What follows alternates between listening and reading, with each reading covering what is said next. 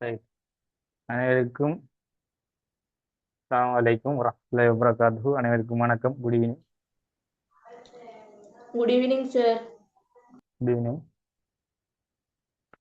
Right. நான் பேசுறது கிளியர்ன்றதை கொஞ்சம் எல்லாருமா கன்ஃபார்ம் பண்ணிக்கொள்ளுங்க. ரைட். இன்றைக்கு நாங்கள் வந்துட்டு நமக்கு குழுக்கள் பார்க்க போகிறோம். அதுக்கிடையில நேற்று நாங்கள் பார்த்த அரசியல் கட்சியின் செயற்பாடு உபாயமும் நன்மைகளையும் கொஞ்சம் பார்ப்போம். பார்த்துட்டு நாங்கள் தொடர்ந்து வந்துக்கிட்டு அமுக்க குழு வேண்டா என்ன, அதுக்கு வேற வேற என்ன பேர்கள் இருக்குன்றதெல்லாம் நாங்கள் பார்ப்போம். சரியா? ரைட். ஓகே. இப்ப இதுல நாங்க இந்த அரசியல் கட்சியை நேற்று நாங்க பார்த்தோம். என்ன பொதுவா அரசியல் கட்சின்னா நாங்க நேற்று சொல்லியிருந்தோம். அதாவது அஹ், ஒரு நாட்டை எடுத்துக்கிட்டா அல்லது ஒரு நாட்டினுடைய அரசாங்கத்தை எடுத்துக்கிட்டா அந்த அரசாங்கத்தின் அதிகாரத்தை பெற்று மக்களுடைய ஒரு நலனான விடயங்களை, மக்களுக்கு தேவையான விடயங்களை பெற்றுக் கொடுப்பது, அந்த அதிகாரத்தின் பிரகாரம் பெற்றுக் கொடுப்பது ஒரு அரசியல் பெற்றுக் கொடுப்பதற்காக உருவாக்கப்பட்ட ஒரு சமூக குழுதான் அல்லது அஹ், சமூக ஒரு மக்கள் கூட்டம் சொல்லலாம் நாங்க. அப்ப அந்த மக்கள் கூட்டம் அதாவது அரசியல் கட்சி சொல்றோம். இன்னும் நாங்க சொல்ல போனா அதாவது ஒரு வாக்குரிமை அதே போல பிரதிநிதித்துவம் என்று சொல்லக்கூடிய இரண்டையும் முக்கியத்துவப்படுத்திய ஒரு கருவின் ஒரு ரெண்டு கருவின் முக்கியத்துவத்தின் அடிப்படையில் அஹ், சமூகத்துக்கு மத்தியிலே இருக்கின்ற பிரச்சனைகளை கொண்டு அதை அரசாங்கத்தினூடாக அல்லது நாட்டின் அபிலாஷையினூடாக ஒரு தீர்மானத்தை பெற்றுக் கொடுப்பது. அப்ப நாங்க எங்களுக்கு எப்படி விளங்குதோ அதை மாதிரி எடுத்துக்கிட்டா சரி அரசியல் கட்சின்னா. இப்ப பொது அரசியல் கட்சியின் நோக்கம் எப்படின்னா மக்களுக்காக ஒரு ஜனநாயக ரீதியான ஒரு செயற்பாடு செய்யக்கூடியது அரசியல் கட்சி. அப்ப அதுக்கு என்ன வேணும்? அதிகாரம் வேணும். அப்ப அந்த அதிகாரத்தை சமூகத்துல பெறணும்ன்ற ரெண்டு விஷயம் மூலமா தான் பெறலாம். மக்களிட இருந்து நாங்க அந்த அதிகாரத்தை பெற்றுக்கொள்றதுக்கு முதலாவது வாய்ப்பு வாக்குரிமை, இந்த பிரதித்துவம் என்று சொல்லக்கூடியது. அந்த பிரதித்துவத்தை நாங்க முக்கியத்துவப்படுத்தணும்னா ஒரு வாக்குரிமைன்றது முக்கியம். அப்ப இது ரெண்டின் பிரகாரம் தான் நாங்க அரசாங்கம் என்று சொல்லக்கூடிய அந்த மிக முக்கியமான ஒரு நாட்டை நிர்வாகிக்கூடிய மிகப்பெரிய பொறுப்புக்கு போக வேண்டியிருக்கு. அப்ப அதனோட சென்றுதான் என்ன செய்யலாம்? மக்களுடைய ஆட்சி அதிகாரத்தை நிர்வாக விடயங்களை செய்யலாம். இந்த ஒரு அடிப்படையானது அரசியல் கட்சின்றதை நாங்க பார்த்தோம். இப்ப இந்த அரசியல் கட்சி செயற்படும் உபாய முறைகள் என்று சொல்றாங்க. உபாய முறை என்றா இப்ப நாங்க அரசியல் கட்சியை வந்துட்டு அதை எப்படி நாங்க பயன்படுத்தலாம், எப்படி அதை செயற்படுத்தலாம் என்றதுதான் அந்த உபாயம். அதுல முதலாவது வந்துட்டு அரசியல் கட்சியின் கருத்தியம். இப்ப அரசியல் கட்சியில வந்துட்டு கருத்தியம் என்று சொல்லக்குள்ள பொதுவா வந்துட்டு இப்ப ஒவ்வொரு அரசியலும் வந்துகிட்டு கட்சிகளும் ஒவ்வொரு கொள்கைகள் ஒவ்வொரு கருத்தியலை கொண்டிருக்கு.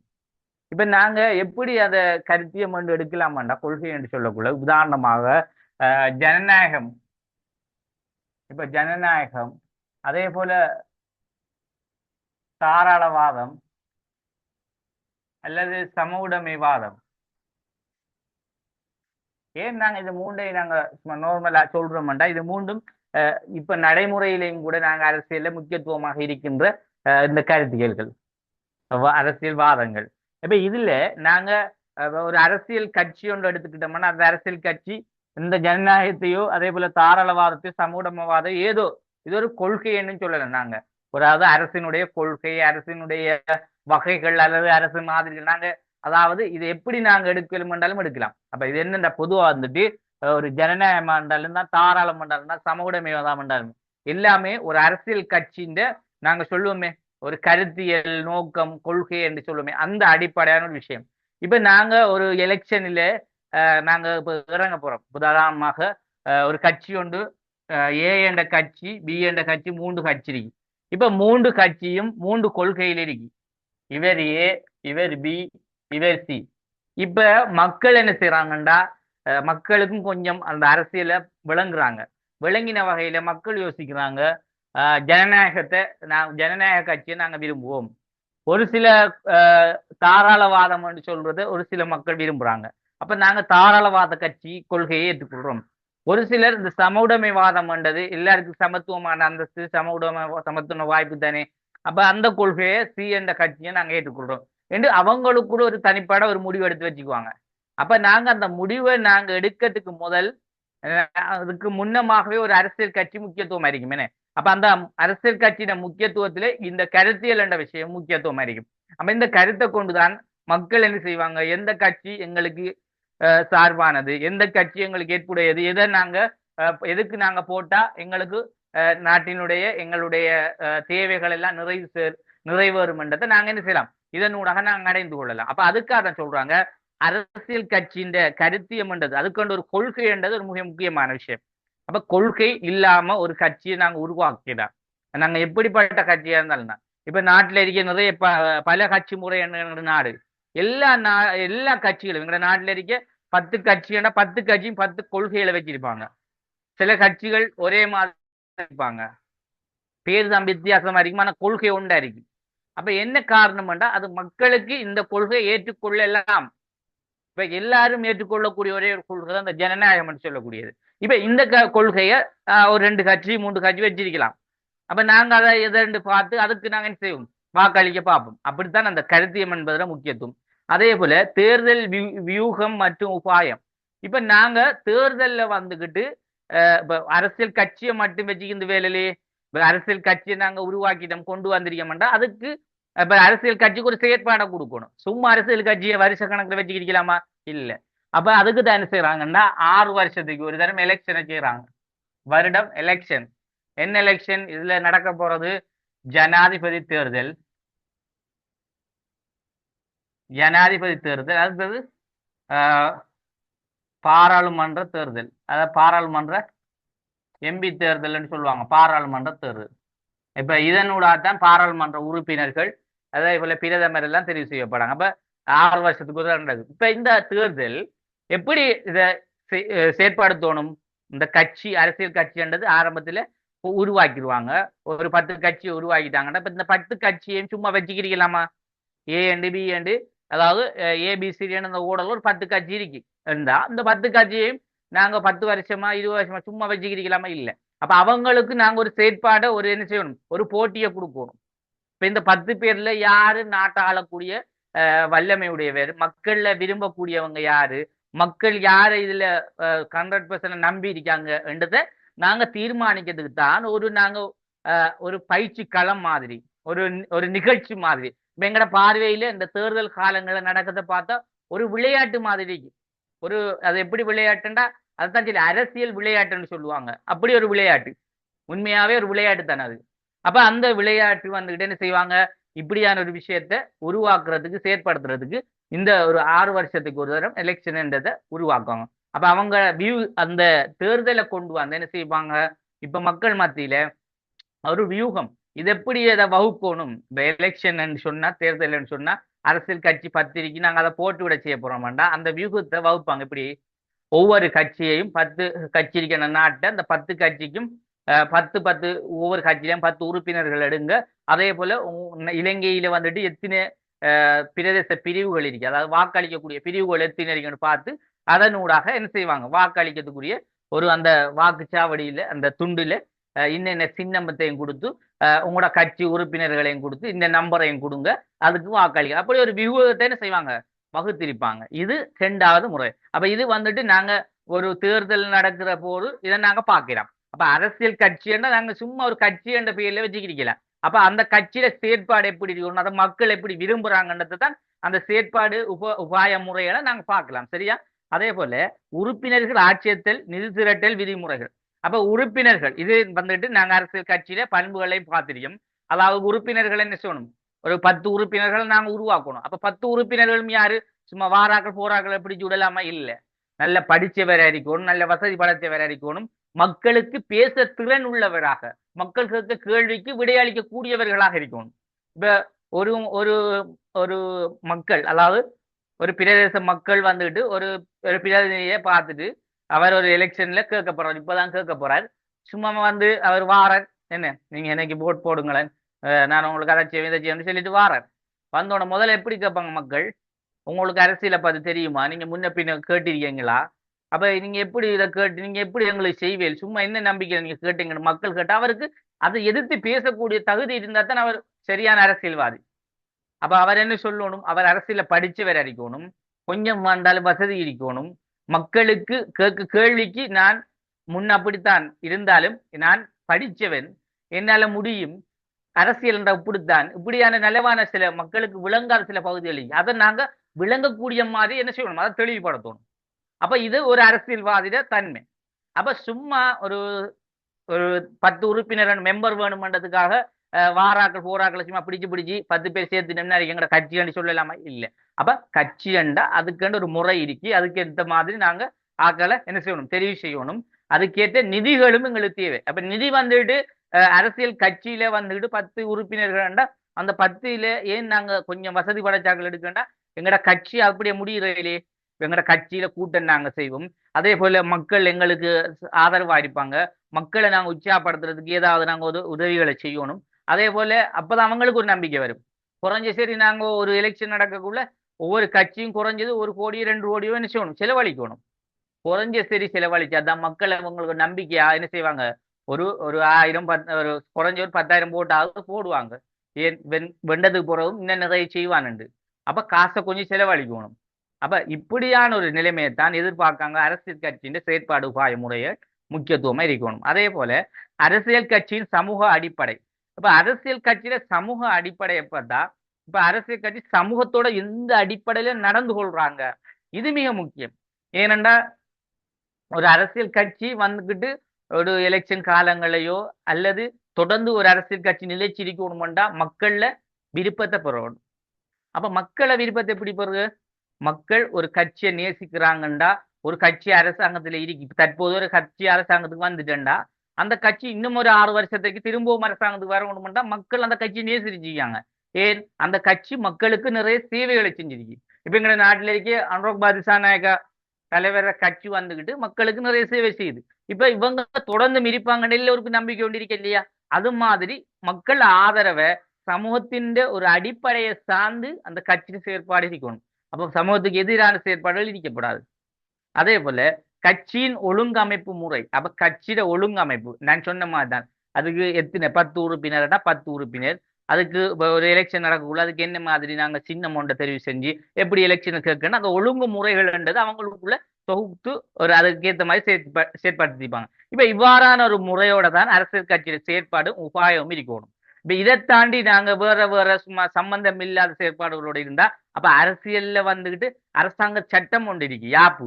அந்த யாப்பில அரசியல் கட்சி என்னென்ன கட்டுப்பாட்டுல என்னென்ன உபாயத்துக்கு உட்பட்டதா இருக்கணும்னா அங்க என்ன செய்யலாம், அங்க யாப்பில சொல்லப்பட்டிருக்கு. அப்ப அந்த யாப்பின் பிரகாரம் தான் ஒரு அரசியல் கட்சி செயற்பாடு என்ன செய்யணும், இயங்கணும். அப்ப அதை மீறி இயங்கலாமா, முடியாது. இயங்கினா அது அரசாங்கத்துக்கு எதிரான செயற்பாடு. அப்ப அரசாங்கம் சொல்ற மாதிரி அரசியல் கட்சியும் என்ன செய்யணும், அதுக்குண்ட ஒரு செயற்பாடு உபாயம் சொல்ற விதம் அமைஞ்சிருக்கணும்ன்றதை இதுல சொல்லப்படுது. இந்த அடிப்படையில் நாங்க இதை விளங்கிக் கொள்ளல். சரியா, தொடர்ந்து பாருங்க.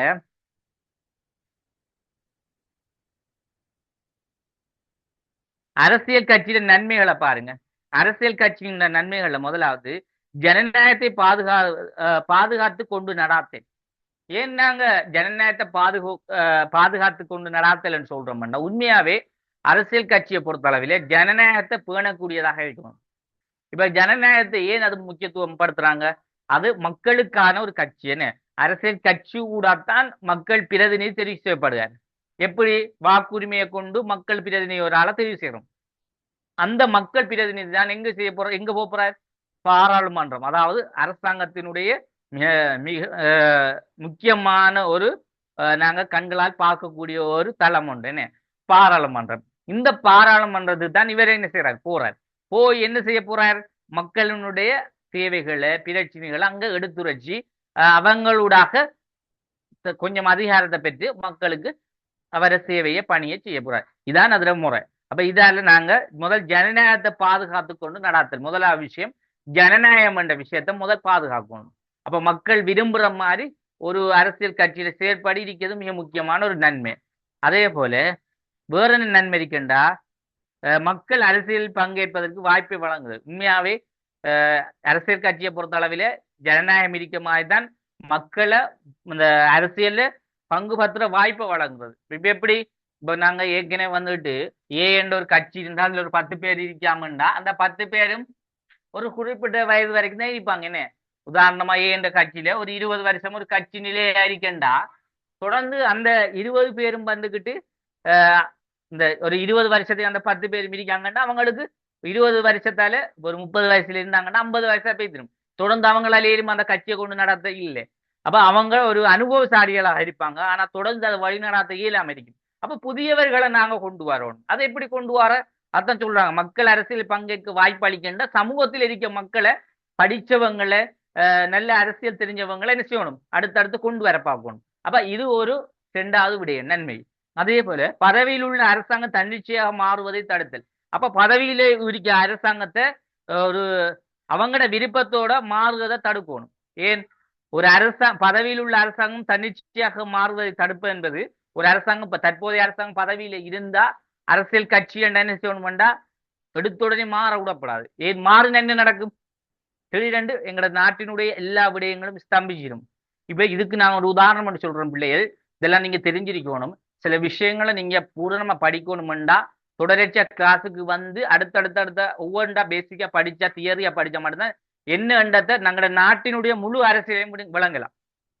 2 நாளை கிளாஸுக்கு வந்து 3 நாளை கிளாஸுக்கு வராமட்டு அது வேலையே இல்லை.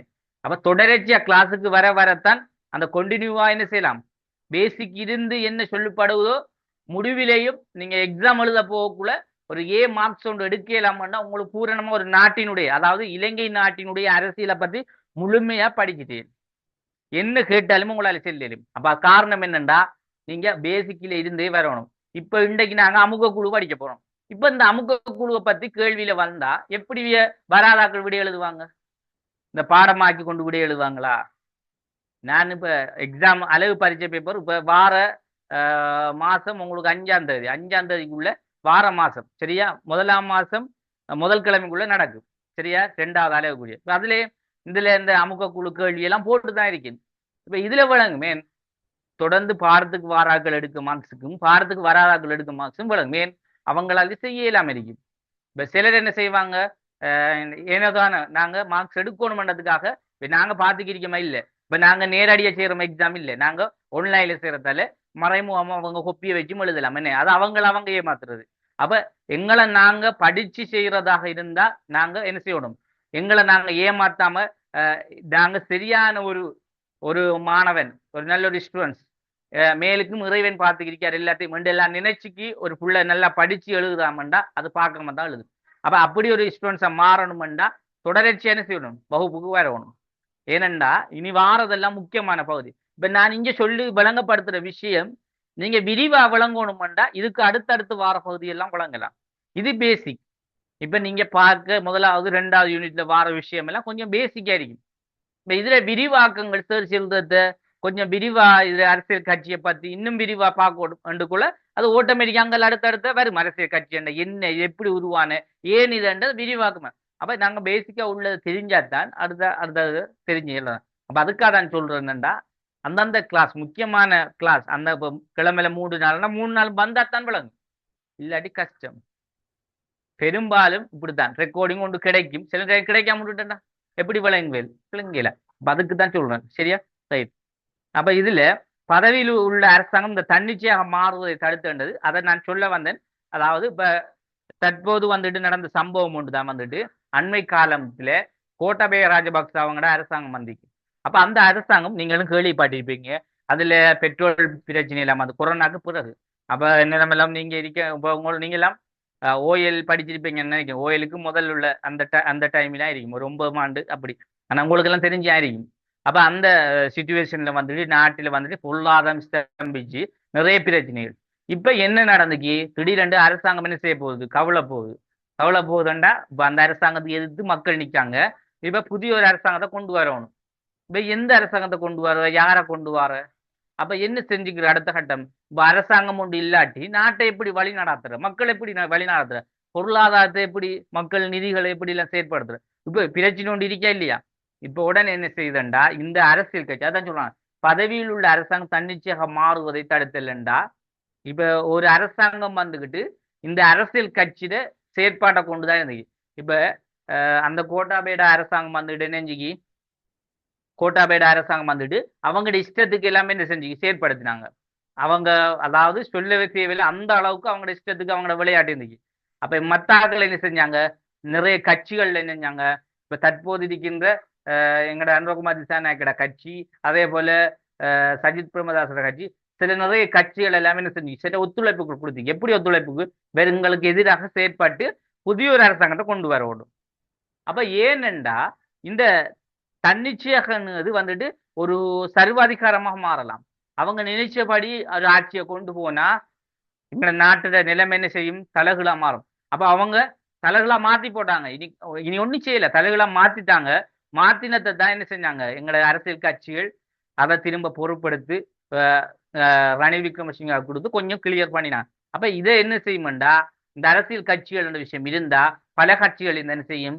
ஒரு கட்சி இப்படியான நிலைமைகள தன்னிச்சையான நிலைமைகள அவங்களோட இஷ்டத்துக்கு செய்யற விஷயத்த தட்டி கேட்கக்கூடியதாக என்ன செய்யும்?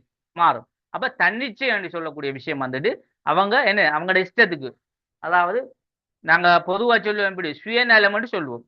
தன்னிச்சை என்று சொல்றது இன்னொரு பதிலா நாங்க சுயநலம்னு. அப்ப சுயநலமான தன்மைகள் இருந்து என்ன செய்யற இவங்கள்ட்ட இருந்து எங்களோட நாட்டை காப்பாத்துறத மாதிரி நோக்கம். அப்ப அப்படியான ஒரு செயற்பாடும் அரசியல் கட்சி இருக்கிறதுல நன்மையாக இருக்கும். சரியா? ரைட். அடுத்தது நவீன அரச முறையில் மக்கள் நேரடியாக அரசில் பங்கு பற்ற முடியாத நிலைமை இல்லாதது மக்களை மரசை முன்னிறுத்து. அப்ப நவீன அரசு முறையில மக்கள் நேரடியா பங்கு பெறுது. இப்ப பாருங்க, நான் சொல்ற ஒவ்வொரு பாயிண்ட்ஸும் உங்களுக்கு மிக முக்கியமானது. சரியா? ஏனென்றா நீங்க அந்த கிளாஸுக்கு இருந்தா மட்டும்தான் முக்கியம். இல்லாட்டி முக்கியம் இல்லைன்னா நான் சொல்வேன். ஏன் சொல்றேன்டா, நவீன அரசு முறையில் மக்கள் நேரடியா பங்கு பற்றுகின்ற என்ன? இப்ப இதை விளங்கினாக்கள் யாராவது சொல்லுங்க பாப்போம். நவீன அரசு முறையில மக்கள் அரசியல பங்கு பற்றுகின்ற என்னத்தை சொல்ற பாப்போம் விளங்கினாக்கள் சொல்லுங்க. மக்களை நேரடியாக போய் ஒரு நபரை தெரிவு செய்து. இப்ப என்னன்றா சொல்லிருக்கி, நவீன அரசு முறையில் மக்கள் நேரடியாக அரசியல் பங்கு பற்ற முடியாத நிலையை இல்லாதொழித்து மக்களையும் அரசையும் ஒன்றிணைத்தல். ஏண்டா இந்த பாயிண்ட்ஸை வச்சு சொல்லுங்க பாப்போம்.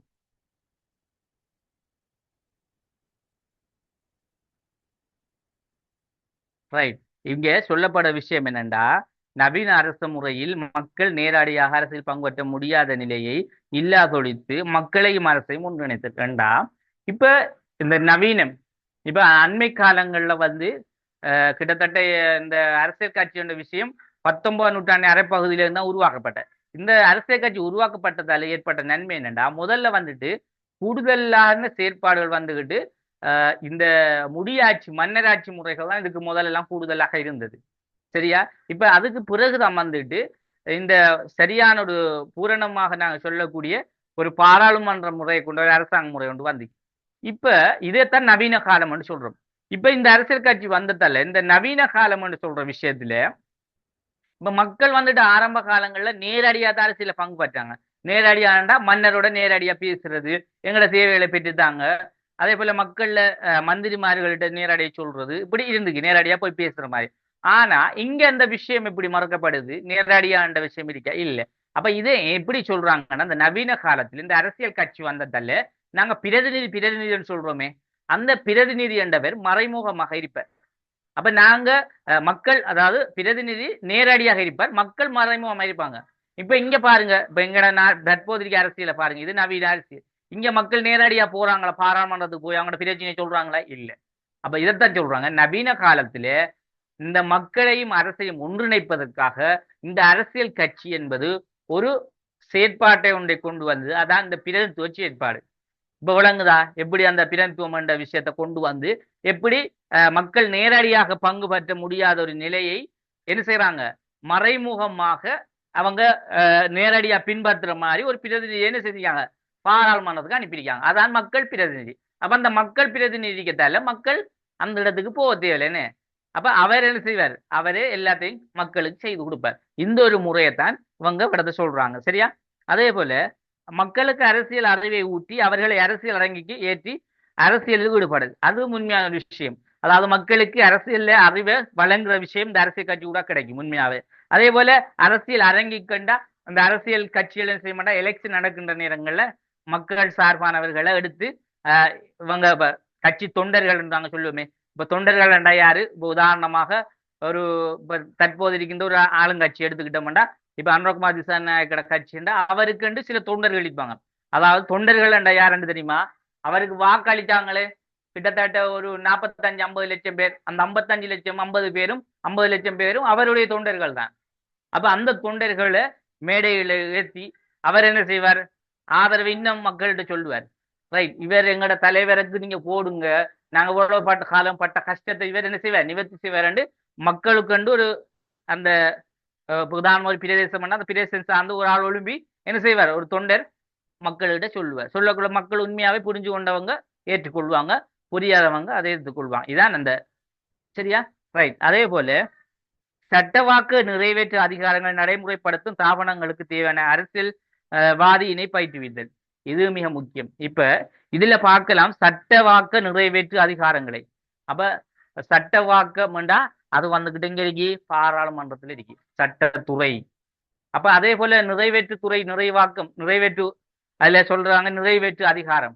அப்ப சட்டவாக்கம் சட்டத்துறை, அதே போல நிறைவேற்றுத்துறை. அப்ப ரெண்டும் இருக்குமாங்க, நிர்வாகம் சட்டம். இந்த ரெண்டுக்கும் தான் அதாவது சட்டவாக்க நிறைவேற்று அதிகாரம் ரெண்டையும் சேர்த்து தான் சொல்லுவாங்க. ஏன்டா ரெண்டும் பாராளுமன்றத்தையும் அதோட நீதித்துறையும் இருக்கும். இப்ப இங்க இந்த அதிகாரங்கள் நடைமுறைக்கும் ஸ்தாபனங்களுக்கு தேவையான அரசியல்வாதியினை பயிற்றுவித்தல். இப்ப நாங்க பாராளுமன்றத்தில் இருக்கின்ற 225 உறுப்பினர்கள் இருக்காங்க. என்ன இந்த 225 உறுப்பினர்கள் எங்கிருந்து வந்தவர்கள்? அரசியல் கட்சியில இருந்துதான் தெரிவு செய்யப்பட்டு வந்தவர்கள். இங்க தெரிவு செய்யப்பட்டு வந்த இந்த 225 பேர் எங்க போறாங்க? பாராளுமன்றத்துக்கு போப்பாங்க. இப்ப பாராளுமன்றத்துக்கு போனா அங்க நிறைய பிரிவுகள், நிறைய பகுதிகள் இருக்கு. சபாநாயகர் இருக்கு, உதவி சபாநாயகர் இருக்கு, அமைச்சர் இருக்கு, பிரதி அமைச்சர் இருக்கு, அமைச்சர் குழு இருக்கு. அதே போல பாராளுமன்றத்தில் உள்ள விஷயத்த நான் என்ன சொல்றேன், சரியா? அதே போல சட்டத்துறை இருக்கு, சரியா? சட்டத்துறைக்கு ஒரு குழு இருக்கு, சட்டத்துறை இருக்கு. அதே போல நிர்வாக குழு இருக்கு, நிறைவேற்று குழு, சரியா? நிறைவேற்றுத்துறை இருக்கு. அதே போல நீதித்துறை இருக்கு, அதுக்கு நீதித்துறைக்குரிய அந்த குழுவாக்கள் இருக்காங்க. அப்படி ஒவ்வொன்றுக்கு ஒவ்வொரு செக்ஷனா பிரிச்சு கொடுத்துருக்கு. அதே போல அமைச்சர்கள் அமைச்சர் இருப்பார், பிரதி அமைச்சர் இருப்பார். அப்ப அவங்களுக்கு கொடுக்கப்பட்ட பதவிக்கு ஒரு பிரதி பதவியாளர் இருப்பார். அதே போல ஜனாதிபதி, நாட்டின் தலைவர் இருப்பார், பிரதமர் அரசாங்கத்தின் தலைவர் இருப்பார், சரியா? இப்படி ஒரு ஒரு தொகுக்கப்பட்ட ஒரு முறையில, ஒழுங்குபடுத்தப்பட்ட ஒரு அமைப்பில இந்த செயற்பாட்டில எல்லாருமே இருந்து கொண்டிருப்பாங்க. அப்ப இங்க நாங்க பார்க்கலாம் எப்படி என்றா, இவ்வாறான இந்த நாட்டுக்கு இந்த சட்டவாக்கு நிறைவேற்று என்று சொல்லக்கூடிய பகுதிகளும் அதுல இருக்கு. அப்ப அந்த பகுதிகளுக்கு எங்க இருந்து போறாங்க எல்லாரும்? இந்த 225 இவங்களா நாங்க பொதுவா சொல்லலாம் அரசியல்வாதிகள் என்று சொல்லலாம், அல்லது அரசியல் கட்சி உறுப்பினர்கள் சொல்லலாம். அப்ப இவங்க எங்க இருந்து போறாங்க? மக்கள்ல இருந்து. மக்கள் இந்த அரசியல் கட்சியில் இருக்கின்ற இந்த உறுப்பினர்களை தெரிவு செய்வதன் மூலம் தான் அவங்க பாராளுமன்றத்துக்கு போறாங்க. அப்ப இதைத்தான் நாங்க சொல்றோம், இந்த அரசியல்வாதிகள் என்று சொல்றோமே, நாங்க இந்த எலெக்ஷன்ல தெரிவு செய்து வராங்க. அவங்கதான் நாளைக்கு என்ன செய்யறாங்க? இந்த நிர்வாகத்துறையிலேயோ ஒவ்வொரு துறைகளையும் ஒவ்வொரு முக்கியஸ்தர்களாக என்ன செய்வாங்க? ஒவ்வொரு பதவியிலையும் இருப்பாங்க, சரியா? அதைத்தான் அதுல விரிவாக்கத்தை தான் நான் சொல்லியிருக்கேன். அதே போல தொடர்ந்து பாருங்க, நாட்டுக்கு நிச்சயமான அரசியல் பொருளாதார சமக்குழுவை முன்வைத்து அவற்றை மக்களுக்கு விளக்கி கருத்துக்களாக மாற்றி அதன் அடிப்படையில் மக்களை ஒழுங்குபடுத்த. அப்ப நாட்டிற்கு வந்துட்டு நிச்சயமான அரசியல் பொருளாதார சமூக கொள்கைகளை முன்வைக்கிறது. அப்ப எங்களுக்கு என்னென்ன அரசியல் ரீதியா சமூக ரீதியான ஒரு கொள்கைகள் தேவையோ அந்த கொள்கைகளை வந்துட்டு என்ன செய்யற முன்வச்சு அதை நாங்க அந்த அடிப்படையில மக்களை ஒழுங்குபடுத்துறோம்னு சொன்னா, இப்ப உதாரணமாக வந்துட்டு நாங்க சொல்றதுதான் ஒவ்வொரு கட்சிகளிடம் ஒவ்வொரு கொள்கை இருக்கும். இப்ப எந்த கட்சி அரசாங்கத்துக்கு வருவதோ, இப்ப நாங்க முன்ன பார்த்ததான், இப்ப 10 கட்சி இருக்குன்னா 10 கட்சியும் சில கட்சி ஒரே கொள்கையில இருக்கும், சில கட்சி வெவ்வேறு கொள்கையில இருக்கும். அப்ப ஏதோ ஒரு கட்சி இதுல என்ன செய்யுது, நாங்க தேர்தல் மூலமாக தெரிவு செய்யப்பட்டு வந்தா அவங்களோட கொள்கை வந்துட்டு இந்த மையப்படுத்தி எதை அரசியல் பொருளாதார சமூகத்தை மையப்படுத்திய கொள்கை என்ன செய்வாங்க? முன்வைத்து மக்களை ஒழுங்குபடுத்தி அவங்களோட நிர்வாகத்தை கொண்டு போவாங்க. இந்த செயற்பாடு இருக்கும். அப்ப இதுவும் ஒரு அரசியல் கட்சி இருக்கத்தால ஏற்படுத்தப்படுகின்ற ஒரு நன்மை. அதே போல நாட்டினை பொருத்தமற்ற சட்டங்களை அகற்றுவதும் தேவையற்ற சட்டங்களை பிறப்பிப்பதும் யோசனையை முன்வைப்பதும் சமூக திட்டங்களை முன்வைத்தல். இப்ப இதுவும் வந்துகிட்டு ஒரு அரசியல் கட்சி இருந்தா, இப்ப நீங்க நல்ல விளையக்கூடும் பிள்ளைகள், அரசியல் கட்சி என்றா எலெக்ஷன் டைம்ல வந்து அவரத பிரிகிறது தான் அரசியல் கட்சின்னு நினைக்கப்படா. இப்ப நாங்க அரசியல் கட்சிகளை பிரதித்துவப்படுத்துறது யாருன்னு தெரியுமா? எங்கட பாராளுமன்றம் இருக்கலவா, அதுல இருக்கின்ற அந்த 225 உறுப்பினர்கள் இருக்காங்கன்னு அவங்கதான் பிரதித்துவப்படுத்துவாங்க. இப்ப ஏ இருந்து ஒரு ABCDEFG, இப்ப எத்தனை கட்சி இருக்கு? 1 2 3 4 5 5 6 7 கட்சி இருக்குன்னு வச்சுக்கோங்க. சும்மா ஒரு உதாரணத்துக்கு இந்த 7 கட்சி இருந்தா இந்த 7 கட்சியிலையும் ஒவ்வொரு கட்சிக்கும் கொஞ்சம் கொஞ்சம் ஆசனம் கிடைக்குது. அதுல ஏ என்ற கட்சி மட்டும் அதாவது இப்ப எங்க நாட்டிலேயே அரசாங்கத்துக்குரிய கட்சி, அதாவது ஆளுங்கட்சி என்று வச்சுக்கோம். இப்ப அரசாங்கத்தை ஆண்டு கொண்டிருக்க கட்சி ஏ என்ற கட்சி என்றா அதுக்கு மட்டும் கொஞ்சம் கூட ஆசனம் இருக்குமே. ஒரு 170 ஆசனம் அதுக்கு மட்டும். மிச்ச ஏனைய கட்சிகளுக்கு கொஞ்சம் குறைஞ்சி குறைஞ்சி அப்ப சும்மா நம்ம பொதுவா பார்ப்போமே 170 சொன்னா அங்கால 20 10 அங்கால மற்றதுக்கெல்லாம் ஒரு 5 போடுவோமே. சரி, இதுக்கும் ஒரு 10 போட்டு மற்றதுக்கு 5. இப்ப எல்லாம் டோட்டலா 225 வந்துட்டு என்ன. இப்ப என்ன நடக்குதுன்னா இங்க இப்ப நான் ஏன் அந்த உதாரணம் சொல்றேன்னா உங்களுக்கு நல்லா விளங்கணும் பண்றதுக்காக. முதலாவது இதுல நாங்க தியரி அண்டா தரவ விளங்கணும். அதுல ஒரு மிச்சம் வச்சுட்டு நாளைக்கு எக்ஸாம் எழுத போகல சார் அதை விளங்கப்படுத்தலையே சார் விளங்குறது எங்களுக்கு தெளிவில்லையே என்றெல்லாம் மிதிக்கப்படாது. உங்களுக்கு விளங்காட்டி 1க்கு 3 தரம் சரியாட்டியும் கேளுங்க, மெசேஜை போட்டு கேளுங்க. சரியா? இப்ப நீங்க படிக்க வந்திருக்கீங்க என்ன என்ன டவுட் இருந்தாலும் உங்களுக்கு இந்த அரசியல் பாடத்துல கிளியர் ஆகுறது தான் நீங்க வந்திருக்கீங்க. அதால என்ன பிரச்சனைனா அவடத்தை கேட்கணும். இப்ப நான் ஏன் இந்த உதாரணங்களை காட்டுறேன்னா உங்களுக்கு இன்னும் இலகுவா வழங்கணும்ன்றதுக்காக. இப்ப பாருங்க, இது 225 உறுப்பினர்களை கொண்ட ஒரு கட்சி ஒன்றை நான் தொகுத்திருக்கேன். 7 கட்சியை தொகுத்திருக்கேன். இப்ப இந்த 7 கட்சியிலையும் இங்க சொல்றாங்க எப்படின்னா நாட்டின் பொருத்தமற்ற சட்டங்களை அகற்றுவதற்கு தேவையான சட்டங்களை பிரதிபலிப்பும் யோசனைகளை முன்வைக்கும் சமூக கொள்கை திட்டங்களை முன்வைத்தேன்டா. இப்ப நாட்டில இந்த ஆளுங்கட்சி வந்துகிட்டு இப்ப 170 ஆசனத்தை எடுத்துருக்கு. இப்ப இந்த கட்சி என்ன செய்ய போறாங்க, நாட்டுக்கு தேவையான சட்டங்களை எல்லாம் கொண்டு வரணும்டா. யாரு கொண்டு வரலாம்? இப்ப நாட்டில் இருக்க கவர்மெண்ட் தான் கொண்டு வரணும். அதாவது ஆளுங்கட்சியா கொண்டு வரணும் என்ன. அப்ப இந்த ஆளுங்கட்சி கொண்டு வர கொள்கைகளை இதுகளை எல்லாம் நாங்க ஏற்றுக்கொள்ளணும் என்ன. ஏற்றுக்கொள்ளணுமா இல்லையா? ஏற்றுக்கொள்ளணும். அது சரியா பிழைன்றது எங்களுக்கு தெரியுமா? தெரியும். அப்ப அதை ஆராய்ச்சியா நாங்க என்ன செய்யணும்? ஏற்றுக்கொள்ளணும். இப்ப இந்த கொண்டு வர கொள்கையில மக்களுக்கு ஒரு ஒரு ஒரு 40% தான், மிச்சம் 60% ஏற்றுக்கொள்ள இல்லாத நிலைமையில இருக்குன்னு வச்சுக்கோம். யாராலையுமே ஏற்றுக்கொள்ள அது பிள்ளையான ஒரு கொள்கை என்று வச்சுக்கோமே. அப்ப அது வந்துட்டு ஒரு 60% ஏற்றுக்கொள்ள இயலாது. ஒரு 70% ஏற்றுக்கொள்ளலாம், 30% தான் ஏற்றுக்கொள்ள இருந்தா இதை பொதுவா ஒட்டுமொத்த நாடு ரீதியிலையும் அமுல்படுத்தலாமா? இல்லை. அப்ப இதை எதிர்க்கணும்னா என்ன செய்யணும்?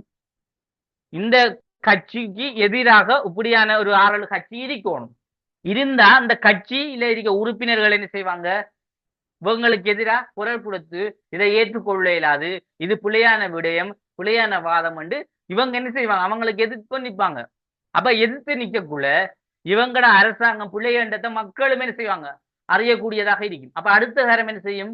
இந்த அரசாங்கம் பிள்ளையான அரசாங்கம், மக்களுக்கு எதிரான அரசாங்கம், அடுத்த தரம் ஒரு நல்ல அரசாங்கத்தை தேர்ந்தெடுக்குமா இல்லையா? அப்ப இவங்கட அதான் நாங்க ஒரு வசனம் ஒன்று சொன்னோம். எப்படி ஒரு கட்சி வந்துகிட்டு, அதாவது ஒரு அரசாங்கத்தில் இருக்கின்ற ஒரு கட்சி தன்னிச்சையாக, அதாவது ஒரு சுயாதீனமாக, அதாவது யார முடிவும் இல்லாம அவங்கட முடிவுல தன்னிச்சையாக செயற்பட்டாங்கன்னா அதுக்கு எதிராக கட்சிகள் என்ன செய்யும்? கேள்வி கேட்கக்கூடியதாக இருக்கணும். அப்ப அது கட்சியிட நன்மை. கட்சி இல்லாடியே அவருடைய பாட்டுக்கு என்ன செஞ்சுட்டு போவாங்கன்னு. அதே மாதிரிதான் இங்கேயும் சொல்லப்பட விஷயம் அதேதான். அதாவது அரசியல் வந்துட்டு, அரசாங்கம் வந்துட்டு கொண்டு வர கொள்கைகள் இதுகளை எதிர்த்து இந்த கட்சிகள் என்ன செய்யும்? செயற்பட்டு மக்களுக்குரிய நல்ல விஷயத்தை மட்டும் பெற்றுக் கொடுக்கும். இப்ப இதுவும் ஒரு நன்மை. அப்ப உண்மையாவே அரசியல் கட்சி இருக்கிறதால எவ்வளவு நன்மையானு பாருங்க. அப்போ இங்க எங்கட நாட்டில ஒரு அதிகாரத்தில் இருக்க கட்சியா இருக்கலாம், இல்ல வேற ஒரு எதிர்ப்பு கட்சி இருக்கணும். ஏதாவது பிள்ளைகள் ஏதாவது குறைபாடுகள் இருந்தாலும் மத்த கட்சிகள் என்ன செய்யும்? உங்களுக்கு எதிராக தட்டி கேட்டு அதுகளை இல்லாம ஒழிக்கும். அப்ப இது மக்களுக்கு கிடைக்கக்கூடிய நன்மை. இப்ப நாங்க பார்க்கலாம், எங்கட நாட்டுல வந்துகிட்டு கிட்டத்தட்ட ஒரு 20 கட்சி இருக்கு. ஆனா பாராளுமன்றத்தை பொறுத்தளவிலே அந்த எலெக்ஷன் டைம்ல மட்டும்தான் இந்த 10-20 கட்சியில வருது. ஆனா இதுல உங்களுக்கு வரணும் இந்த யோசனை. எப்ப வருமாண்டா? எலெக்ஷன் காலங்களில் வரும். உண்மையாவே எலெக்ஷன் டைம்ல நீங்க பார்க்கலாம், இந்த ஓட் போட லிஸ்ட்டை பார்த்தா கிட்டத்தட்ட நீங்க கேள்விப்படாத கட்சி எல்லாம் வரும். கிட்டத்தட்ட 20-25 கட்சி எல்லாம் வரும், சுயேட்சை குழு எல்லாம் வரும்.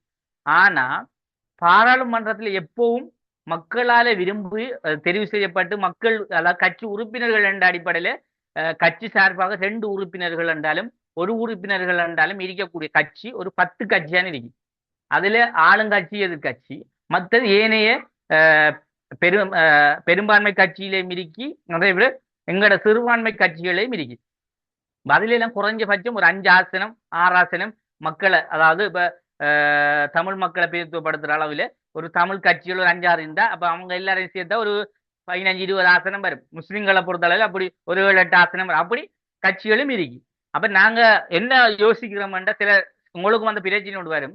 எலெக்ஷன் காலங்கள் வந்தா எங்க இருந்தான் வாரன்னு தெரியாது. இப்போ இவ்வளவும் எப்போதும் இருக்க பிரதானமான கட்சி. ஆனா சில கட்சிகள் வந்துக்கிட்டு அவங்களும் இருப்பாங்க. ஆனா பாராளுமன்றத்துல அவங்களோட உறுப்பினர் ஒருத்தர் இருக்கையில அந்த பேர் ஒன்று இருக்கும், கட்சிகளை பேர் வச்சு இருப்பாங்க. எலெக்ஷன் காலங்கள் வந்தவர் சில நேரங்களில் அவங்களையும் ஒருவர் பாராளுமன்றத்துல போக வாய்ப்பும் வரும். அப்படி போய் அவங்க என்ன செய்வாங்கடா, ஆளுங்கட்சியதோட சேர்ந்து ஆட்சியை கொண்டு போவாங்க. அப்படி அவர் அப்படித்தான் கூடுதலான நாட்கள் ஆட்சிக்கு வந்தது. அதாவது சின்ன சின்ன கட்சிகள்ல இருந்து வந்து பெரிய கட்சியோட ஜாயின் பண்ணி அந்த ஆளுங்கட்சி இப்ப அனுரகுமார் திசாநாயக்க கட்சினா அவர் கட்சியோட சேர்ந்து அதோட இனி தொடர்ந்து கொண்டினியூ அவங்க அரசியல் வாழ்க்கை போகும். அப்படியெல்லாம் இருக்கு. இது அரசியல் ஆரம்பம் தான். இது சுயேட்சை குழுவாக ரெண்டு எலெக்ஷன் கேட்டும் வெண்டு அவங்க அப்படி போறதும் இருக்கு. சரியா? இதெல்லாம் இப்ப சுயேட்சை குழு உண்டா, என்ன அரசியல் கட்சி என்றா எப்படி அது உருவாக்க இன்ட்ரெஸ்டான ஒரு விஷயம் ஒன்று தானே அது. நாங்க அரசியல் கட்சி என்ற விஷயம் பார்க்கக்குள்ள நாங்க அந்த விஷயத்த பார்ப்போம். சரியா? கொஞ்சம் மிதிங்க, அதான் முடியட்டுமா. இப்ப பாருங்க. அப்ப இந்த அடிப்படையிலே அரசியல் கட்சிகளை பொறுத்தளவில் இந்த நன்மை என்ற விஷயத்தை நாங்க என்ன செய்யலாம், பூரணமா வழங்கிட்டே தானே. இப்ப ஏன் நாங்க அந்த நன்மையை வந்து இவ்வளவு இதா பார்க்க மாட்டா, இந்த நன்மையை வச்சுதான் நாங்க அரசியல் கட்சிகள்ல சில விடயங்களை நாங்க அறிஞ்சு கொள்ளக்கூடிய மாதிரி இருக்குமே. உண்மையாவே அரசியல் கட்சி ஏன் உருவாக்கப்பட்ட என்றது நன்மைகளை வச்சுதான் நாங்க அறிஞ்சு கொள்ளக்கூடிய மாதிரி இருக்குன்னு. நன்மையோட விஷயம் இல்லையேண்டா அப்ப நாங்க அரசியல் கட்சியோ நாங்க ஆதரிக்கணும்டா அவசியம் இல்லை. அப்ப அதாலதான் நன்மையை பத்தி நாங்க இவ்வளவு இதா பார்க்க வேண்டியிருந்துச்சு. அதே போல அரசியல் கட்சியில தீமைகளையும் கொஞ்சம் பார்ப்போம். அது வந்துட்டு தொடர்ந்து பாருங்க. தமது சுய விருப்பு வெறுப்புகளை தேசிய நலனை கீழ்ப்படுதல். இப்ப இதுல தமது சுய விருப்பு வெறுப்புகளை தேசிய நலன் கீழ்ப்படுதல். அப்ப இதுல தேசிய நலன் வந்துகிட்டு என்ன செய்யும், கீழ்ப்படுதல் என்று சொல்ற விஷயம். அப்ப ஏனென்றா இப்ப தமது சுய விருப்பு வெறுப்புக்காக தேசிய நலன் கீழ்ப்படுதல் என்றோன ஒரு அரசியல் கட்சி ஒன்று இருந்தா தங்களோட சுய வெறுப்பு என்ன, நாங்க ஒரு ஆட்சியை பிடிக்கணும், ஒரு அதிகாரத்தை பெற்று மக்களை வழி நடத்தணும். இப்ப இங்கே வந்துட்டு அவங்க என்னண்டா அரசியல் கட்சி இருக்கத்தால தீமை என்று ஏன் சொல்றாங்கடா, தேசிய நலன் கீழ்ப்படுதல்ண்டா. தேசிய நலன் என்று சொல்லக்கூட தேசிய மக்களுடைய பூரணமான ஒரு ஒற்றுமைத்தன்மை உண்டு. அப்ப இது வந்துகிட்டு ஒரு மட்டுப்படுத்தப்பட்ட அளவிலே என்ன செய்யுமா போகும். ஏன் போகும்? உண்மையாவே தமது சுய விருப்பு வெறுப்புகளாக, அதாவது அரசியல் கட்சி வந்துட்டு ஒரு விடயங்களை என்ன செய்யலாம், ஒன்றை விரும்பலாம் அல்லது அதை எதிர்த்து செயற்படும். அதே போல அரசாங்கத்தை எதிர்த்து செயற்படும். அப்படி நிறைய பிரச்சனைகளை அரசியல் கட்சி இருக்கிறதால நாங்க நன்மையா பார்த்தோம். என்ற அரசியல் கட்சி இல்லாட்டி ஒரு நாட்டினுடைய அரசாங்கம் தேசிய நலன் எல்லாம் அவங்க விரும்பின மாதிரி எல்லாம் செயற்படலாம். அப்ப இதை வந்துட்டு தேசிய நலன் கீழ்ப்படுதல் என்று சொல்லக்குள்ள ஒரு என்ன செய்யறாங்க, ஒரு தீமை மாதிரி சொல்றாங்க. அப்ப சுய விருப்பு வெறுப்புகளுக்காக தேசிய நலனுக்கு நலன் கீழ்ப்படுதல். அப்ப அவங்க சில கட்சிகளை தான் ஏதாச்சும் சொல்றாங்க. சரியா? எல்லாத்தையும் இல்ல, ஒரு கட்சிகளை மட்டும் குறிப்பா சொல்றாங்க. இப்ப சில கட்சி வந்துட்டு இப்ப ஆதிக்கம் உள்ள கட்சிகள் எல்லாம் வந்துட்டு நினைச்ச மாதிரி எல்லாம் செய்யலாது. அது இங்க எதிர்த்து செயற்படலாம், எதிர்த்து கேள்வி கேட்கலாம். இப்ப அண்மை காலங்கள்ல நடந்த பிரச்சனைகளுக்கு ஆதிக்கமான சில கட்சிகள் என்ன செஞ்சு, இப்ப நாட்டுல அரசாங்கத்தில இருக்க கட்சியும் கூட ஆதிக்கமான கட்சி இதெல்லாம் எதிர்த்து கேள்வி கேட்டது. அப்ப இது மாதிரி தான் நாங்க சொல்லப்பட விஷயம். அதே மாதிரி தேசிய நலனுக்காக கீழ்ப்படுதல் என்று சொல்லக்குள்ள சில சிறுபான்மை கட்சிகள், சில கட்சிகள் என்ன செய்யும்டா, சில அரசாங்கத்தில் இருக்கின்ற சில கட்சிகள் இந்த தற்போது அரசாங்கத்தில் இருக்கின்ற கட்சி என்ன செய்யும்டா, உதாரணத்துக்கு சொல்லுங்க நான். சரியா? அதாவது இதுக்கு முதல் நடந்த கட்சிகளால நடந்த விஷயம் தான். அவங்க என்ன செய்வாங்கண்டா, சில கட்சிகள்ல பேரம் பேசுவாங்க. நீங்க எங்கட கட்சியில வாங்கலன்னு முன்னாடி கட்சியில உறுப்பினரை மறைமுகமாக காசை கொடுத்து கூப்பிட்டு எடுக்க ரெண்டு கேள்விப்பட்டிருப்பீங்க. கூப்பிட்டு எடுத்து அவங்களுக்கு கட்சி சார்பா வச்சுக்குவாங்க. அப்ப இதெல்லாம் வந்துகிட்டு அவங்களோட சுய விருப்பு வெறுப்புகளுக்காக, அதாவது ஒரு நாட்டினுடைய நாங்க எப்படி பொதுவா போட்டிட்டீங்கன்னா சுய வெறுப்பு வெறுப்புனக்குள்ள நாட்டினுடைய அரசாங்கமோ அல்லது பெரிய பெரிய ஆதிக்கம் உள்ள கட்சிகளா இருந்தா அந்த கட்சிகள் சிறுபான்மையில் இருக்க கட்சிகள்ல என்ன செய்யற, அவங்களோட அபிலாஷைகளுக்காக, தேவைகளுக்காக, விருப்புகளுக்காக பயன்படுத்திக்கிற. இது ஒரு தீமை. இதை நீங்க அப்படி விளையங்கணும். சரியா? இப்ப ஷோர்ட்டா சொல்லிருக்கீங்க, தமது சுய விருப்பு வெறுப்புக்காக தேசிய நலன் கீழ்ப்படுதல்னுக்குள்ள நீங்க எப்படி இதை எடுத்துக்கலாம்னு யோசிச்சு கொண்டு வரும். அப்ப நீங்க இந்த மாதிரி தான் அது விளங்கணும். சரியா? ரைட். சில வேளைகளில் மக்களுக்கு முறையற்ற வகையில் அரசியல் கல்வியை வழங்குது. அப்ப சில கட்சிகள் மக்களுக்கு முறையற்ற வகையில் அரசியல் கல்விகளை வழங்குதுண்டா அப்படி கட்சிகளும் இருக்கு. என்னண்டா கட்சி ஒன்று உருவாக்கியிருக்காங்க, என்னத்துக்கு உருவாக்கினாங்கன்னு தெரியா.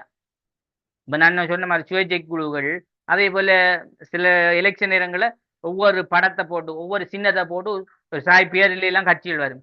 அப்ப என்ன கொள்கை, என்னத்துக்கு அந்த கட்சி உருவாக்கப்பட்டன்னு தெரியாம இருக்கு மக்களுக்கு. மக்கள் அதை என்னடா இந்த கட்சி என்றால் அறிகிற அளவுக்கு தெரியும். அப்ப அப்படியெல்லாம் கட்சிகள் வரும். அப்ப அதெல்லாம் வந்துக்கிட்டு ஒரு தீமையாக நாங்க பார்ப்போம். இப்ப கட்சியனுக்குள்ள அது ஒரு குறிப்பிட்ட லிமிட்டோட இருக்கணும். இருந்தாலும் எங்க நாட்டுல பல கட்சி முறைக்கு அனுமதி கொடுத்ததால விரும்பினவங்க கட்சி அமைச்சுக்கு வார பிரச்சனை ஒன்று இருக்கு. அப்ப கொள்கை ஒன்று சரியா இருக்கணும் என்ன கட்சியண்டா. அதே போல ஊழல் செயற்பாட்டுக்கு வழிவகுது. நான் சொன்ன மாதிரி ஊழல். அப்ப என்ன இப்ப முதல் பாயிண்ட்ஸ்ல சொன்னதே அதுதான். ஊழல்ண்டா உள்ளல காசை கொடுத்து போட்டு கட்சிகள் அவங்களோட பக்கம் எடுத்துக்கிறது. அதே போல மக்கள் சமப்படுத்தப்பட முடியாத எதிர் அரசியல் குழாங்களை பிளவடைந்து பிரச்சனையை தூண்டுது.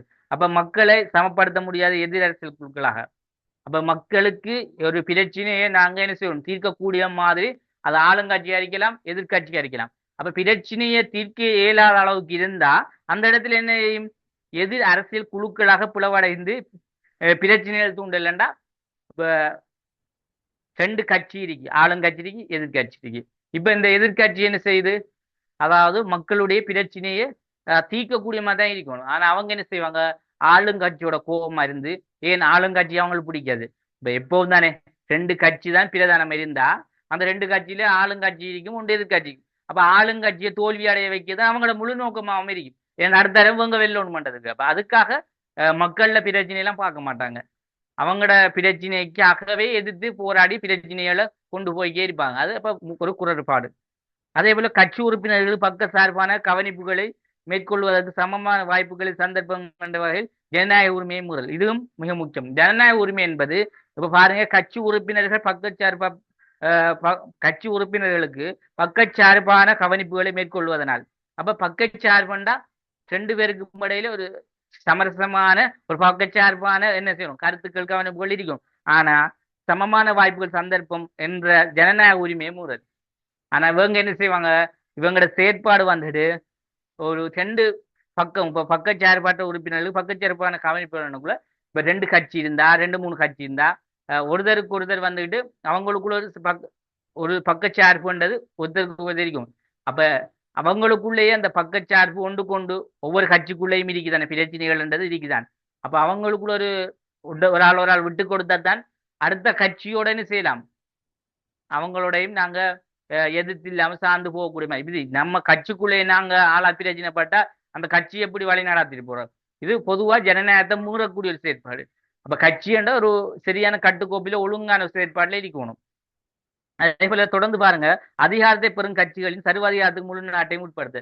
இப்ப அதிகாரத்தை பெறும் கட்சி இப்ப தற்போது எங்க நாட்டில் அதிகாரத்தை பெற்றிருக்க கட்சி நாங்க சர்வாதிகாரம் என்று சொல்ல மாட்டோம். ஏன் மக்களுக்கு கிடைக்க அளவுக்கு என்ன எல்லாம் வேணுமோ எல்லாம் கிடைச்சு கொண்டுதான் இருக்கு இல்லைன்னு நாங்க சொல்ல மாட்டோம். அதே மாதிரி இதுக்கு முதல் இருந்திருக்கலாம் என்ன அந்த சில நேரங்கள் அந்த கட்சிகள் சில நேரங்கள்ல இதுக்கு முதலாக இருந்த கட்சிகள் எல்லாம் மக்களுக்கு சரியா தான் செஞ்சிருந்தாங்க. ஆனா இடையில சில சில கட்சிகள் சில நபர்கள் அலையில செஞ்சுட்டு எங்களோட நாட்டிலேயும் இவ்வாறான நிலைமை ஒன்று ஒரு அண்மை காலங்கள் நடந்தது சர்வாதிகார போக்குகள். அப்ப இப்படியான நிலைமை எல்லாம் வாரத்துக்கும் காரணம் கட்சிகள செயற்பாடுகள். அதே போல இனங்களுக்கு இடையில் ஒற்றுமையை ஏற்படுத்துவது தாக்கம் செலுத்த. அப்ப உண்மையாவே சில கட்சி இருக்கு அது வந்துட்டு இப்ப நாங்க இனத்துவ ரீதியான கட்சி இருந்தோம் என்ன ஒவ்வொரு இன ரீதியான கட்சிகளும் இருக்கு. இப்ப அவங்க வந்துட்டு இனத்தை அடிப்படையாக கொண்ட கட்சிகளா இருப்பாங்க. சில கட்சிகள் இனத்தை மதத்தை எல்லாம் தாண்டி ஒற்றுமைப்படுத்தக்கூடிய ஒரு சில கட்சிகளும் இருக்கு. அப்ப இதெல்லாம் வந்துட்டு கட்சிகளை பொறுத்து தான் இன ஒற்றுமையும் அதே போல ஒரு நாட்டினுடைய முழு ஜனநாயகத்தன்மையும் வளர்றதுக்கு மக்கள் அந்த கட்சியை பொறுத்து தான் இருக்கு. அப்ப இதுக்கு பாப்படுறது யாரு பொதுமக்கள் என்ன. ஆனா இத வழிநடத்தணும் மாதிரி கட்சிகள். அப்ப இதுவும் ஒரு குறைபாடா பார்க்காங்க. அதே போல கல்வி கற்ற புத்திஜீவிகளால் தேவையை நாட்டிற்கு பெற்றுக் கொடுப்பதை தடை செய்தல். அப்ப கல்வி கற்ற புத்திஜீவிகள் இவங்க படிச்சவங்க எங்கட நாட்டுக்கு தேவையான செய்யணும் ஒரு விடயத்தை கொண்டு வரத்துக்கு நாங்க அரசியல் கட்சிகள் ஒரு சில அரசியல் கட்சி என்ன செய்யறா நீங்க நல்ல விளையம் கொண்டு பிள்ளை இதெல்லாம் இதெல்லாம் நாட்டுல நடக்க விஷயம் நடந்ததுகள். இப்ப நீங்க இதெல்லாம் உங்களுக்கு புதுசு மாறிக்கும். அப்ப நீங்கள் நாளைக்கு ஒரு இந்த நிலைமைக்கு ஒரு 18-20 வயசானது போற ஒரு எலெக்ஷன் சந்திக்கக்குள்ள நான் சொன்ன விஷயம் அப்படியே கண் முன்ன தெரியும் உங்களுக்கு. அப்ப பாருங்க ஒரு கல்வி கட்ட புத்திஜீவிகள் தேவையான நாட்டிற்கு பெற்றுக் கொடுப்பதை தடுத்தல் என்று சொன்னா கூடுதலா ஆரம்ப காலங்கள கட்சிகள் நீங்க என்ன நினைக்கிறத படிச்சவங்களை விட இந்த செல்வந்தர்கள் சொன்ன படிக்காதவர்கள் கண்டா வசதி படிச்சாக்களை தான் வச்சிருந்தாங்க. ஏன் அவங்க தான் அந்த பணத்தை செலவழிப்பாங்க. அப்ப புத்திஜீவிகள் என்பது மிக முக்கியம். இப்ப ஒரு கட்சியில 10 பேர் இருக்கா 5 பேர் படிச்சவர் இருக்கணும் 5 பேர் படிச்சு பணக்காரனா இருக்க வரைக்கணும். படிக்காதவன் தேவையில்லை படிச்சவன் இருக்கணும் பணக்காரனாவும் இருக்கணும். அப்படியானவன் 5 பேர் வேணும். அப்பதான் இந்த கட்சி அடுத்த கட்டத்துக்கு கொண்டு போகலாம். அப்ப அதைத்தான் சொல்றாங்க. அப்ப அந்த அடிப்படையில கல்வி கற்ற புத்திஜீவிகள் நாட்டுக்கு தேவையானவர்களாக இருந்தாங்க. அப்ப அப்படியானவர்களை என்ன செய்ய நாட்டுக்கு பெற்றுக் கொடுப்பதை சில அரசியல் கட்சிகள் தடை செய்து ஏன்னா அவங்கள கட்சியில கொண்டு வராமே தடை செய்யறாங்க பொதுவா. அப்படியெல்லாம் மிதிக்கப்படாது. ஏண்டா அரசியல் கட்சி எனக்குள்ள உண்மையா நாங்க நேரத்தோட பார்த்த விஷயத்த கொண்டது நன்மையான விஷயங்கள் நிறைய இருக்கு. ஆனா அதுக்கு எதிரான சில விஷயங்களும் சில தீமைகளும் இருக்கின்றதை நாங்க அறிய வேணும். சரியா? ரைட். இப்ப நாங்க டைம் ஒரு 10-15 நிமிஷம் இருக்கு. சரியா? அதால நாங்க அமுக்க குழுவை பார்ப்போம். ஏன்னா நாங்க தியரி கிளாஸ் சரியானே. அதால நாங்க அவ்வளவு வேகமா போய்த்தோம் பண்ணா எங்களுக்கு ஒன்றும் விளங்காது. அப்ப நாங்க பேசிக்காக எங்களுக்கு ஒவ்வொரு ஸ்டெப்ஸை தான் விளங்கி படிக்கணும். சரியா? இப்ப எங்களுக்கு 2027 சொல்லக்குள்ள எங்களுக்கு காலம் இருக்கு. அப்ப நாங்க ஒரு 2 வருஷத்தை படிக்க படிப்பு 6 மாசத்துக்குள்ள படிச்சோம்னா எதுவுமே மண்டைக்கிறது. அப்படி ஒரு சேர் மாதிரி என்ன செய்யறாங்க டியூட்டர் கொடுத்து நீங்களே படிங்க பிள்ளைகளான்னு சொல்றாக்களும் இருக்காங்க. காசை மட்டும் எடுத்துவாங்க. அப்படியெல்லாம் செய்யறது மிச்சம் ஒரு பாவமான விஷயம் என்ன. அப்ப நாங்க செய்யறத சரியான ஒரு நல்ல ஒரு விஷயமா பிள்ளைகள் பயனடையக்கூடிய விஷயமா இருக்கணும். அதுக்காக தான் நான் உங்கள்ட்ட என்ன சொல்றேன்டா ஒரு விஷயத்த விளங்காட்டி திரும்ப திரும்ப விளங்கி படிக்கக்கூடிய மாதிரி படிங்க. சரியா? இப்ப நான் வந்துட்டு உங்களை அவசரப்படுத்தி கொண்டு போகல. இப்ப எனக்கு அவசரமா சிலபஸை முடிக்கணும்னு நான் அவசரமா கொண்டு போக மாட்டேன். ஏன்னா எங்கட பிள்ளைகளுக்கு 1-2 முறை விளங்கணும். விளங்காட்டி திரும்ப சொல்லி கொடுத்து விளங்கப்படுத்தி தான் கொண்டு போகலாம். சரியா? பொலிட்டிக்கல் லேசான விஷயம் இல்லை. விளங்கி தான் படிக்கணும். அமுக்க குழுவை நாங்க பார்ப்போம். சரியா? ரைட். இப்ப நாங்க இவ்வளவு நேரம் பார்த்ததில்ல இப்ப அரசியல் கட்சியில நன்மைகள் தீமைகள் பார்த்தோம். அதுல உபாய முறைகள் பார்த்தோம். எல்லாம் கிளியர் தானே விளங்கிட்டு தானே. அரசியல் கட்சி என்னென்று விளங்கிட்டு தானே. அரசியல் கட்சிகள் வந்துட்டு எவ்வாறான கட்சிகள் இருக்கின்றது விளங்கிட்டு தானே. அப்ப அரசியல் கட்சி வந்துட்டு சில கட்சிகள் எப்படி அரசாங்கத்தோட சார்பா இருக்கும் இப்படி சில கட்சிகள் எப்படி சார்பற்றதா இருக்க மண்டலம் நாங்க பார்த்தோம் தானே. அரசியல் கட்சியோட வகையண்டெல்லாம் நேற்று பார்த்தோம் தானே. அப்ப அதுல சொல்லப்பட்டது. அப்ப பூரணமா உங்களுக்கு அரசியல் கட்சி என்னென்னு விளங்கிட்டா சொல்லுங்க. அப்ப விளங்கதாக்க சொல்லுங்க. விளங்கிட்டா விளங்கலையா? விளங்கிட்டு சார். ரைட். ஓகே. இப்ப நாங்க அமுக்க குழுக்கள் பார்க்க போறோம். சரியா? அடுத்தது இன்னும் ஒரு ஒரு விஷயம் ஒன்று நான் உங்களுக்கு குரூப்ல மெசேஜ் போட்டிருந்தேன். யாரு பார்த்தீங்களோ பார்க்கல. பார்த்தவங்க மெசேஜ் இந்த உங்களோட கொமன் குரூப்ல போட்டிருந்தாங்க. கொமன் குரூப்ல இல்லாத ஆட்களுக்கு நான் அதில் போட்டிருக்கேன். கொமன் குரூப்ல போய் ஜாயின் பண்ணுங்கண்டு. ஏனென்றா எங்களோட பிள்ளைகளை இன்னும் அதிகரிக்கும் நாங்க. இப்ப உதாரணமாக இப்ப ஒரு பெட்சில ஒரு 50 பிள்ளைகள் இருந்தா உங்களுக்கு ஒரு 30 பேருக்கு நல்ல சக்சஸ் கிடைக்கும். போட்டி போட்டு படிக்கிறதுக்கு போட்டி போட்டு படிக்கிறதுக்கு நல்ல சக்சஸ் கிடைக்கும். அதுக்காக தான் சொல்றேன். வேற ஒன்றும் இல்லை. அதால கொஞ்சம் அந்த ஆடியோவை கேட்டுட்டு அதுல என்ன போட்டிக்கணும் நல்லா கொஞ்சம் காது கொடுத்து கேளுங்க. கேட்காதாக்கள் இதுவரைக்கும் கேட்டுட்டு உங்களோட நன்மை கருதியும் சேர நன்மை கருதியும் கொஞ்சம் பிள்ளைகளை நாங்க கொண்டு வரதுக்கு ஒரு விளம்பரம் வந்துக்கிட்டு நானும் போடுறேன் தான் நீங்களும் கொஞ்சம் போட்டத்தான் மற்ற பிள்ளைகளுக்கு விளங்கும். ரைட். இந்த பிள்ளை போய் அங்க சார்கிட்ட படிச்சு தர நல்லா விளங்கிருக்கு நாங்களும் போய் பார்ப்போம்ண்டு கொஞ்சம் வருவாங்க. ஆடியோவை கேட்டுட்டாங்கன்னா நம்ம கிளாஸ் ஆடியோவை உடனே கிளாஸ் அட்டன் பண்ணுவாங்க. அதுல எந்த வித மாற்றமும் இல்லை. அப்ப அதுக்காக உங்களோட கருத்தை நீங்க ஒரு 4 வரியில போட்டாலும் பிரச்சனை இல்லை. பிள்ளைகளுக்கு விளங்குற மாதிரி 4 வரியில போட்டாலும் பிரச்சனை. சரியா? உங்களால என்ன போடலுமோ அதை என்னத்தினாலும் போட்டு சரியா ஒரு சக்சஸ் ஆகும். சரியா? கட்டாயம் போடுங்க. சரியா? உங்களால ஏண்ட மாதிரி போடுங்க. 2 பேர் போட்டிருந்தாங்க. அவங்க 2 பேருக்கும் தேங்க்யூ வெரி மச். சரியா? நன்றி. சரியா? உண்மையா அந்த பிள்ளை நான் சொன்ன உடனே போட்டிகள் அப்படிதான் இருக்கணும். ஏன்னா அதுகளுக்கு நான் படிச்ச விஷயம் விளங்கிட்டு நான் எல்லாருக்கும் தான் சொல்லிங்க உங்களுக்கு விளங்கி இருக்கேன்டா கட்டாயம் போடுங்கண்டு. உண்மையா அவங்களுக்கு நான் படிச்சு கொடுக்க விஷயம் சக்சஸா விளங்குது. மற்றவங்களுக்கும் விளங்கும் நினைக்கிறேன். நீங்களும் போடுங்க. சரியா? ரைட்.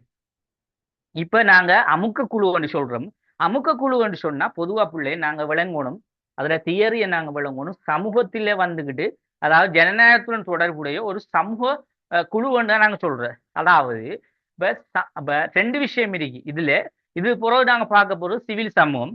இதுல பார்க்க போறது அமுக்க குழு. இப்ப அமுக்க குழுவண்டா சமூகத்திலே நான் ஷோர்ட்டா சொல்லணும் பாருங்க. சமூகத்திலே இருக்கின்ற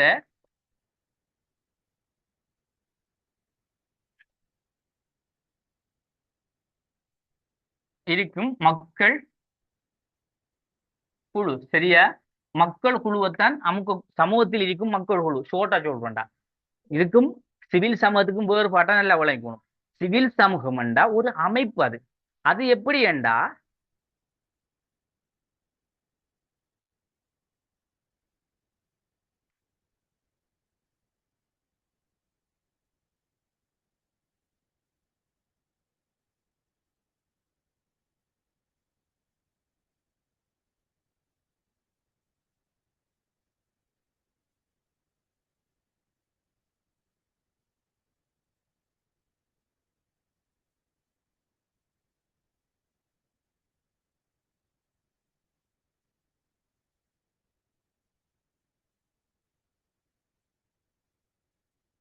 இப்ப நல்லா விளங்கணும் ரைட் சரியா.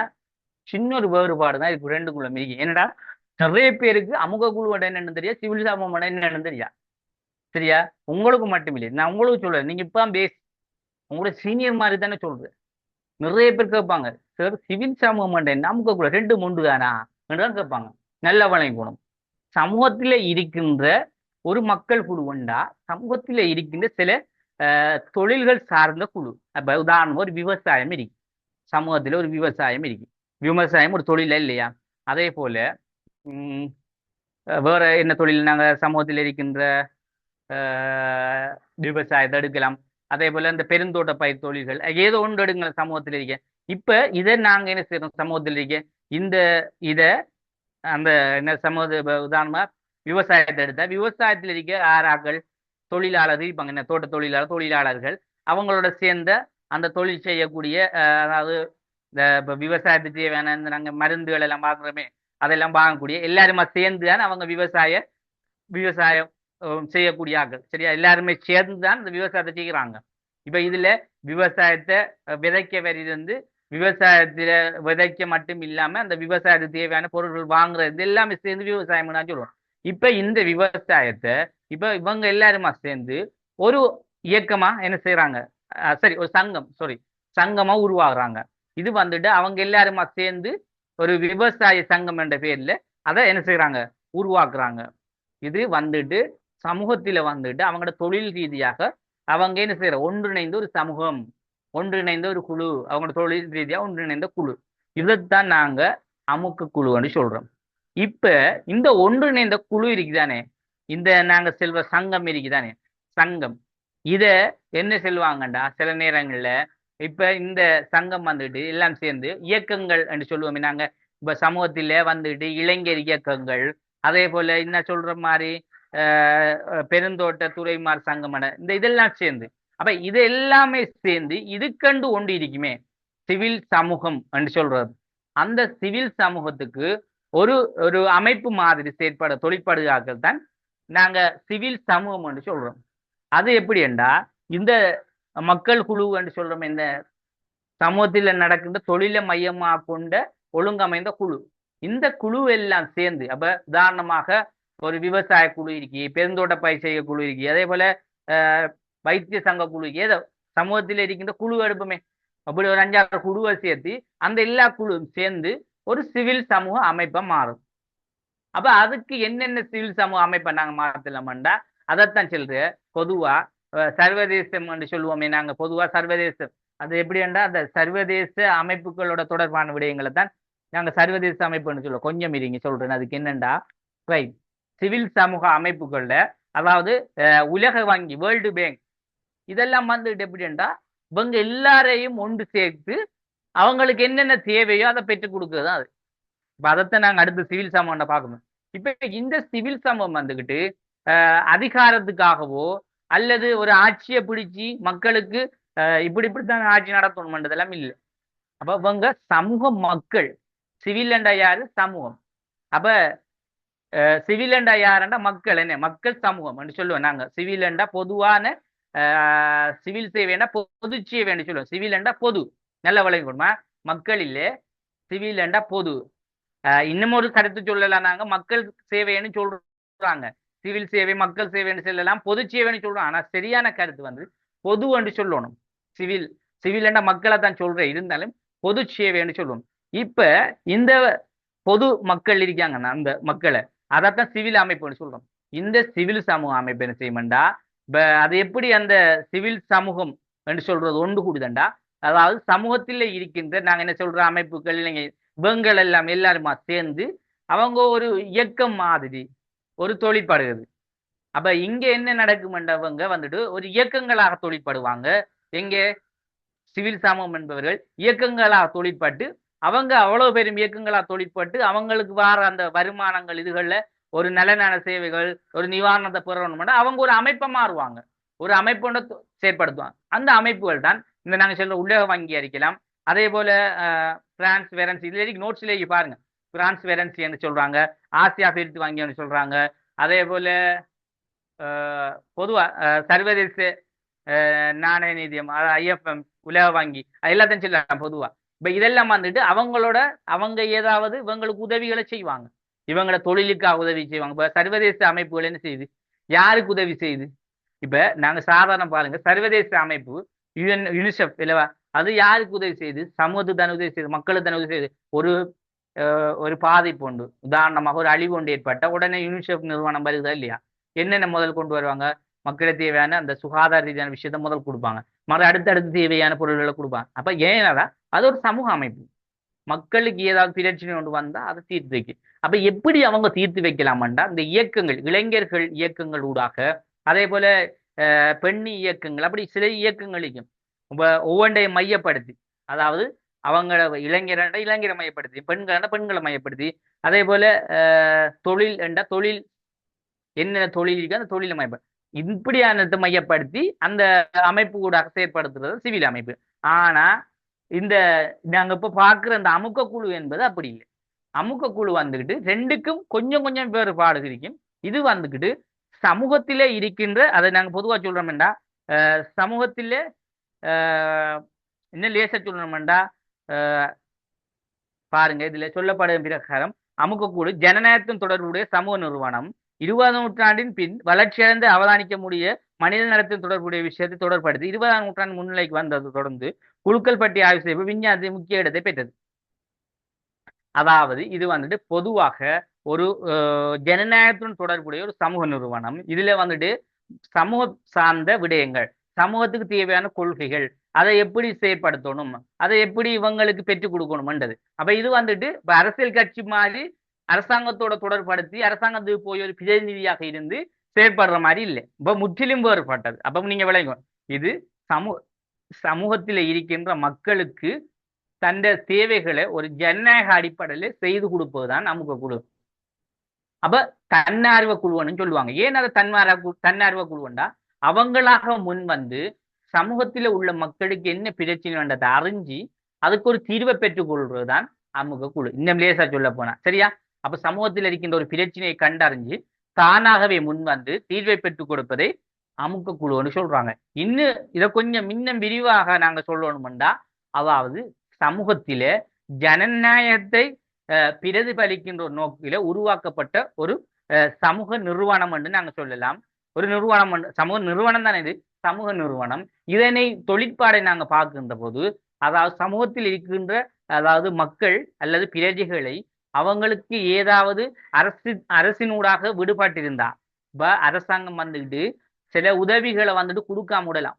இப்ப இந்த அஸ்வஸ்ம திட்டத்தை பாருங்க, அவங்க என்ன செய்யறாங்க, ஏழைகளை பார்த்து பார்த்து கொடுக்காங்க. என்ன சில நேரங்கள்ல அப்படி கிடைக்காம விடுபட்டா, அப்படி பாதிக்கப்பட்ட மக்கள் இருந்தா கிடைக்காம, அவங்கள அறிஞ்சு இந்த தன்னார்வ குழு என்ன செய்யமாண்டா, இப்படி ஆட்களை கண்டு அவங்கள்ட்ட இருக்கின்ற சில பண உதவிகளை கொண்டு கொடுப்பாங்க.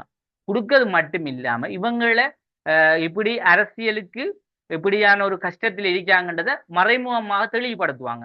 இப்படி ஒரு செயற்பாடும் அவங்கள்ட்ட இருக்கு. அப்ப சமூகத்தில உள்ள ஒரு ஆள் அரசாங்கத்துக்கு தெரியாத ஒரு நிலைமையில இருக்கிறாண்டா, அவங்கள அரசாங்கத்துக்கு தெரியப்படுத்தக்கூடிய மாதிரி சில நடவடிக்கைகள் செய்வாங்க. அப்ப அவங்க நேரடியா போக மாட்டாங்க, ஆனா மறைமுகம் இருந்து அவருடைய நடவடிக்கை தெரியப்படுத்தும் முகமாக செயற்படுவங்க தான் இந்த அமுக குழு. சரியா, அதுல நீங்க குழம்பிக்கப்படா. இப்ப அமுக குழு என்னன்னு விளங்கித்தானே, நான் 2 விஷயங்கள்ல சொல்லியிருக்கேன். கொஞ்சம் ஒரு விஷயத்த அழகா சொன்னேன், எப்படி, அதாவது லேசா சொன்ன விஷயத்தை விளங்கினாலும் போதும். உங்களுக்கு எப்படி விளங்கணுமோ அப்படி விளங்க. அரசியல் கட்சி சொன்ன மாதிரி தான் இதையும் விளங்கப்படுறேன்.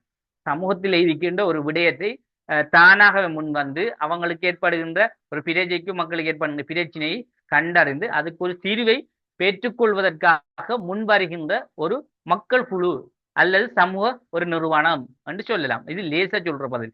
இன்னும் நாங்க இப்ப சொன்ன மாதிரி விரிவா சொல்ல போனா நாங்க இப்ப சொன்ன மாதிரி சொல்லலாம். இப்ப விளங்கிட்டானே அமுக குழு என்னன்றது, விளங்குதா விளங்க இல்லையா?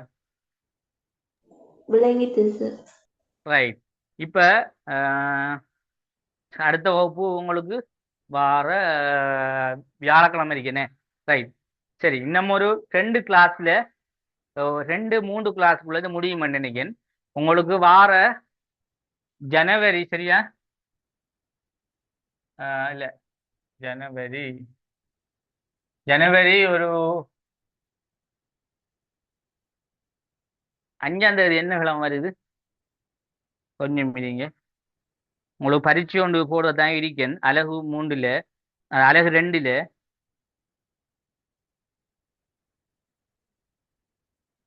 கொஞ்சம் இருங்க 21 20